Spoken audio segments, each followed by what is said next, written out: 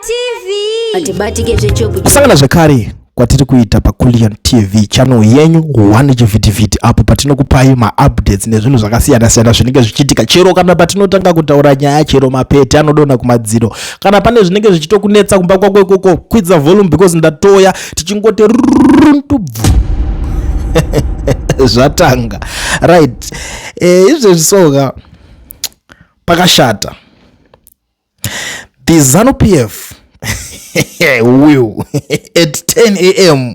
hold a Politburo meeting at its headquarters in Harare amid renewed rising political tensions between President Emmerson Mnangagwa and one of his aged deputies, Vice President Constantino Chiwenga, over the party's contested leadership succession issue and the 2030 agenda.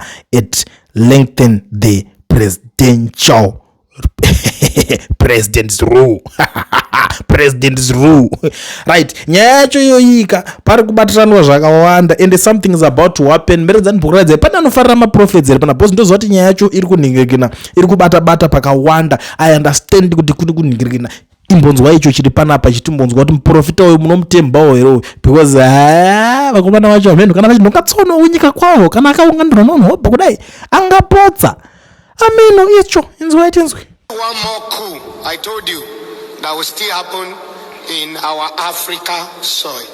One more. And it's coming very soon. And it will be very successful. Even the leader of that country have been receiving security brief that there is an attempt. But there are useless advice around that leader. Deep down kutoziva kuti kuchamhanya benzi pachamhanywa zvisingaiti and but there is this thing chiri kuramba chindinetsa maproblems akuramba achiwanda umana to be very honest. Ndandiri kutambira imwe nyaya zvekare pachitaurwa nyaya yekuti kunana mutare ugogogogo zita rapi iri kurambidzawo vanhu kuita mameetings avo because nyaya dziri kungonetsa kana usiri kungori kweZANU-PF kune imwe meeting iri kuitwa kunze kwechechi chete kana shapu muzvidhakwa mumabhawa munenge muchitori mwamese nevakomana vacho vanenge vakagara because vakadyarwa everywhere.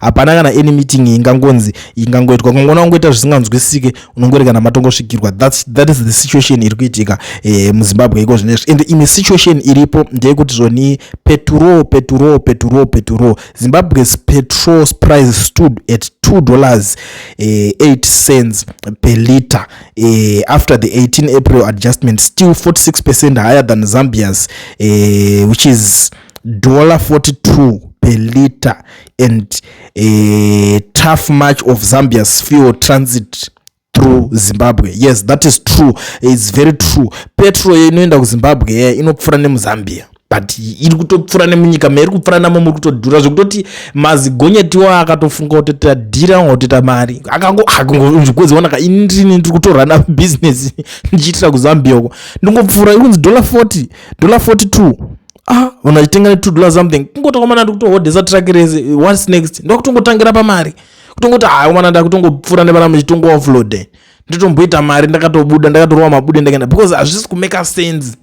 Hazvisi ende hazvina kana musoro kuti mari acho ari kutaurwawo chinhu chacho chinopfuura nemunomu ichibva kwairi kubva ikoko inodarika nemunomu. Saka ndotongita sei ndotongoti dzanyika kwakutongorwa shiri 2 nedombo 1 ndo inenge yangopo ipapa because zvinhu zvakadai so izvi veduweka hazvisi right. But hatisuda kunyapedza nguva sekuti ndambokunzwisa muprofita ataura kuti zvoni zvinogona kungochaya kune ruda kuitika ende ari kutozvivimbisa kuti kana makamboweshura dzimwe henyu machances ekuti iyi ihweshure achanetsa izvezvo zvakaoma wedwe. But zvikedzai timbonzwawo vakuru vari panapa hatinzwa kuti vakuru ava vari kutirongerawo kuti kudi tikazozivawo zvavanenge varonga tinozoziva kuti vana veZimbabwe vanozoziva kuita se kwekunanga. Rekedza tibva tangoteerera tinzwa vakuru ava kuti nyaya dzavo dziri kupera sei muzuva ranhasi. Kubva kumamhendero nemapeto takomba Zimbabwe ndini Dr. D komanda wemweya webako. Ngatana vana vese veZimbabwe taikomba Zimbabwe yedu yamboya neanda orande mukati ndini Dr. D komanda womweya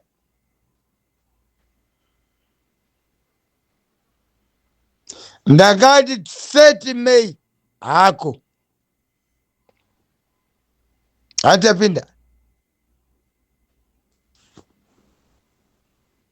takwana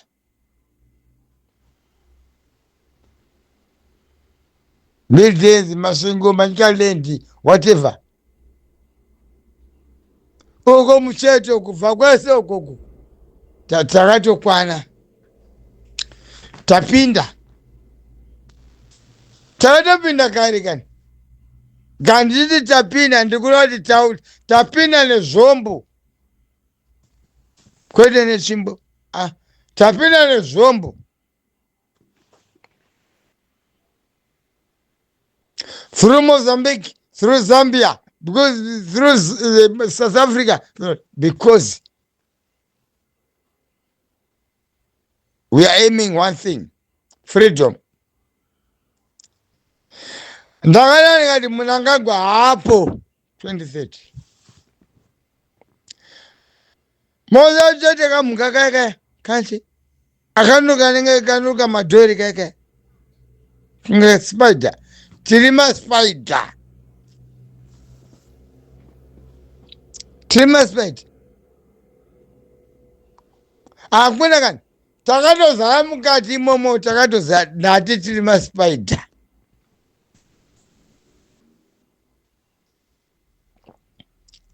Zombo taunganiza ina nemba kuwanzira kani Dr. D. Ndoto kuza zviripo. Zombo taunganiza all round Zimbabwe, yes.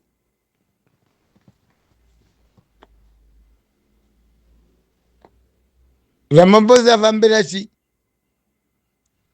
Andumbuza mana Zimbabwe. Ramaphosa vambira chi kuya muno muze indakati ndiri pasi pemuti pamvuri ndabata mucheka mutema.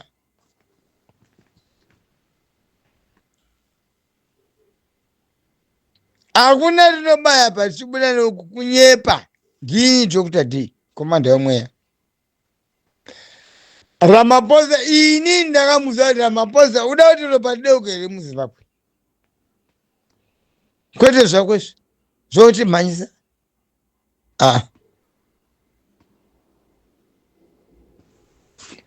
Ini ndakati ndiri soja remweya Dr. D.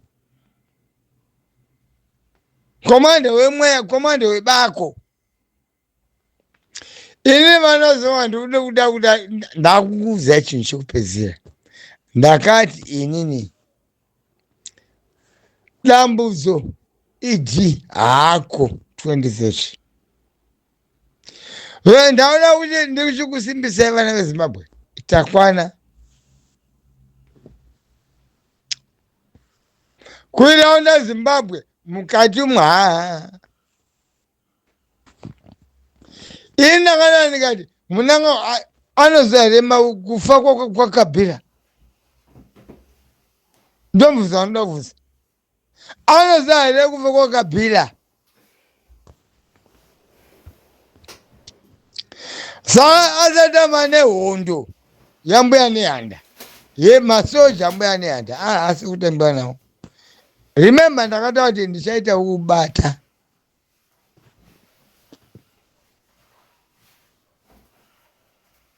Asi ari kuziva here mafire akaita chi Kabila. Ndopane mubvunzo wangu. Ini komanda womweya, komanda webeko. Ndauda kama muchida uyai muri bati. Handi mune madetector. Inde mukada kubva kubulawayo makadaiso nekuinyanga kwesoko. Asika. Muchaire munosha. Munosha, you are going to burn.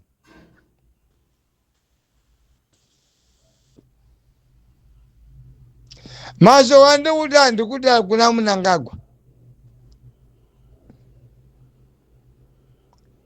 Iwe munangwa ndida kukuudza one thing. Chiziva kuti isitakwana. Zvobrigade farm iwe vaona ngona mubrigade farm evo unovaziva iwewe. Ndiri kubvunza kuti mafire akabhira unovaziva here. Ndini ndiri kubvunza Dr. D ndati Mafira Akabhila unoaziva here? Kana usingazika, you must peruse wovhura page by page kuti page ndini komanda umwe Dr. D. Wovhura peruse each page by page, uchaona icho ngonzi D amene ameno asi kumberi kwacho kuna DTH death. Ndindi kutaura ndati ndindi kutaura muzukuru wangu aneyanda aumbopi makandiona muZimbabwe? Never. Asi ndirimo. Pandasvika ipapo ndatiwo Mafira Akabhila unoaziva here? Ndo zvandikuda kubvunza. Kana uchaziva this time, next time andikutaura iwe indicate point. Why? Ndiri mubvute rambuya nehanda ndabata musheko wangu mutema ndakakwana uyai muone munotsva sei. Ndini ndikutaura ndati uyai, handi mune manavigata ari kwanzi basenzisa zvinavigata zvinizvo, muuye muone munotsva sei. Mamunonodisturba because of interference inini ndatala napo Zimbabwe yese iya cornered. Yo mnanga we are cornered.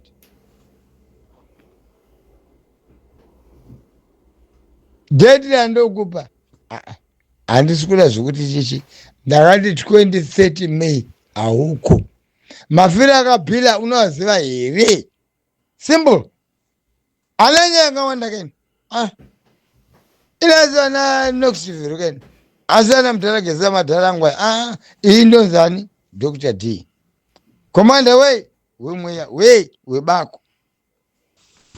Romaru ambile masato zese papa. Ndini.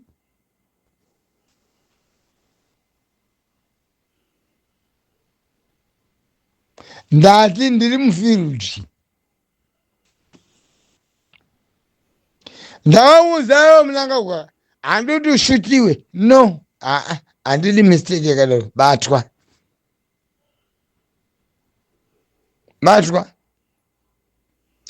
Uneya dzakawandisa ziri kumberi kwako iwe. Zero pakupera kuparadza chete. Yoti hauna kana rudo iwe. Waedza kuregererwa nevanhu. Asi ni komanda womweya Dr. D. Muzukuru wangu aneyanda ndandazvije. Saka ndichipinda mufiruji. Wanji ndopinda mufiruji. Ndakabereka zvombo. Masoja angu nenawo. Ndati ndakabereka zvombo kani.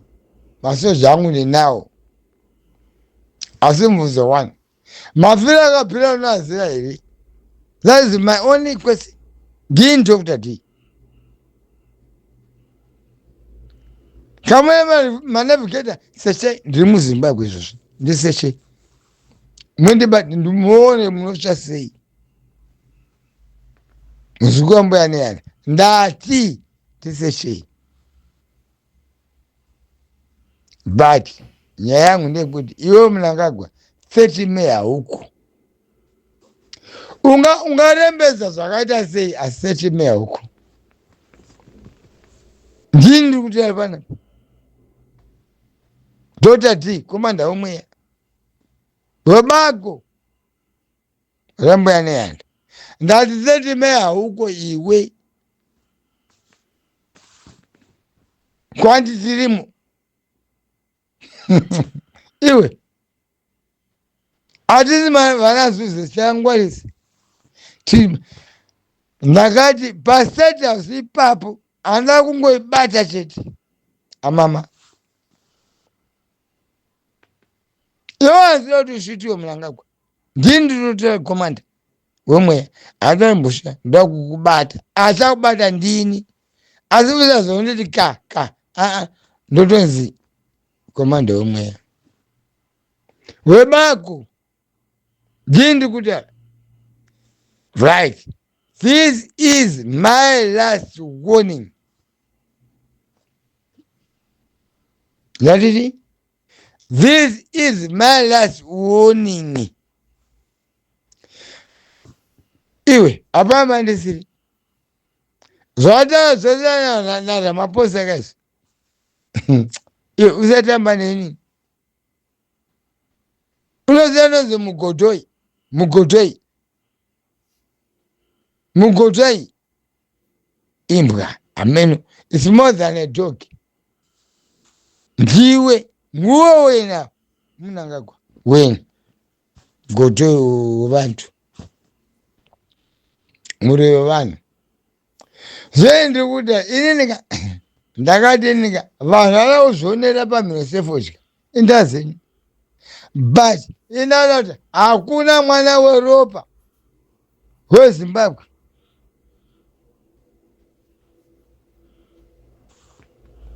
audona pasi. No, handina povo ichashungurudzwa. No, hakuna. Imafanhu ari mustate house mimi ndakati please usabata futi.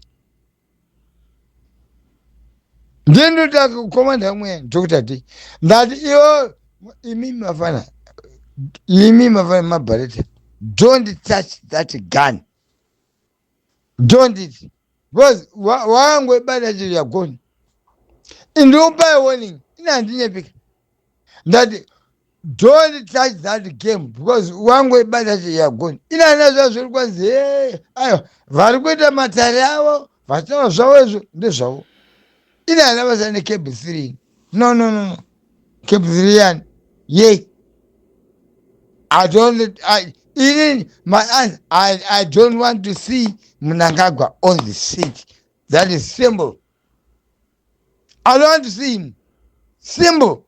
I don't want Zama kept 3 special. Inini nema soja angu. Ambuya neanda. We don't want to see Mnangagwa on the throne. This is my last words. Remember, ndati tirimo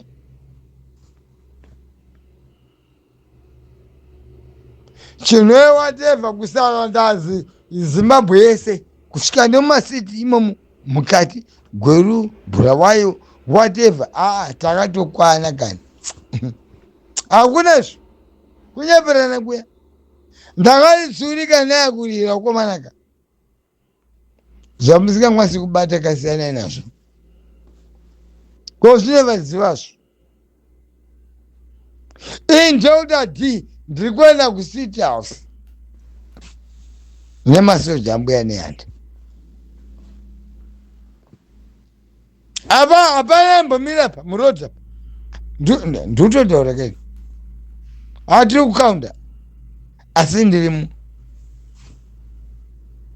weka mundinhongi mone mocha sei ndati weya mundinhonge ndati ndiri pasi pemuti ndakabata mucheka mutema wambuya nehanda weya mundibati asi hondo yangu ndinayo takwana manje izvozvo zveyo zvana Ramaphosa kutambisa nguva zvenyu wei Ramaphosa kuita sei aiwaka Ramaphosa ukuita sei pakudini hwizi Ramaphosa